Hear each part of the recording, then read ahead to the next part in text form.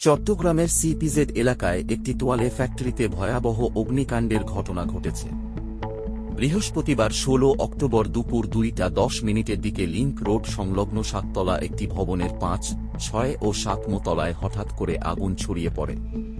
খবর পেয়ে ফায়ার সার্ভিসের ১৬টি ইউনিট দ্রুত ঘটনাস্থলে পৌঁছে আগুন নিয়ন্ত্রণে কাজ শুরু করে।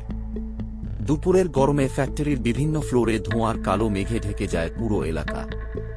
আতঙ্ক ছড়িয়ে পড়ে আশেপাশের ব্যবসা প্রতিষ্ঠান ও শ্রমিকদের মধ্যে। ফায়ার সার্ভিস জানায়, আগুনের খবর পাওয়ার মাত্র ২ মিনিটের মধ্যেই তারা ঘটনাস্থলে পৌঁছায়। স্টেশন থেকে ফ্যাক্টরিটির দূরত্ব ছিল মাত্র ১ কিলোমিটার। বর্তমানে সিপিজেড, বন্দর, কেপিজেড ও আগ্রাবাদ ফায়ার স্টেশনের ইউনিটগুলো আগুন নিয়ন্ত্রণে কাজ করছে। তাৎক্ষণিকভাবে আগুনের সূত্রপাত সম্পর্কে কিছু জানা যায়নি, তবে প্রাথমিকভাবে ধারণা করা হচ্ছে বৈদ্যুতিক শর্ট সার্কিট থেকে আগুনের সূত্রপাত হয়ে থাকতে পারে। এ ঘটনায় এখন পর্যন্ত কোনো হতাহতের খবর পাওয়া যায়নি।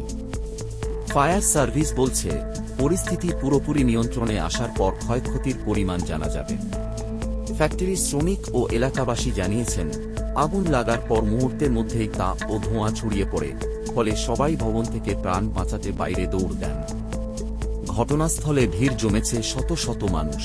এদিকে দুর্ঘটনাস্থলের চারপাশে যান চলাচল বন্ধ করে দিয়েছে আইন শৃঙ্খলা বাহিনী। ফায়ার সার্ভিসের কর্মকর্তারা জানিয়েছেন, আগুন যাতে আশেপাশের ভবনে ছড়িয়ে না পড়ে সেজন্য সর্বোচ্চ সতর্কতা অবলম্বন করা হচ্ছে।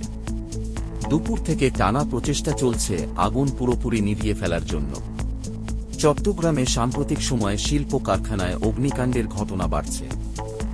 বিশেষজ্ঞরা বলছেন, এসব ভবনে নিরাপত্তা ব্যবস্থার ঘাটতি ও পুরনো বৈদ্যুতিক সংযোগই এমন দুর্ঘটনার মূল কারণ।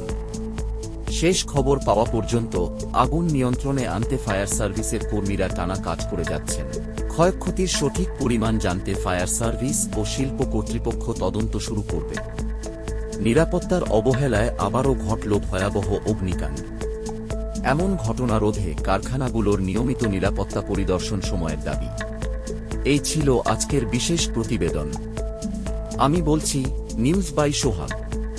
পরবর্তী আপডেট পেতে আমাদের চ্যানেলটি সাবস্ক্রাইব করুন।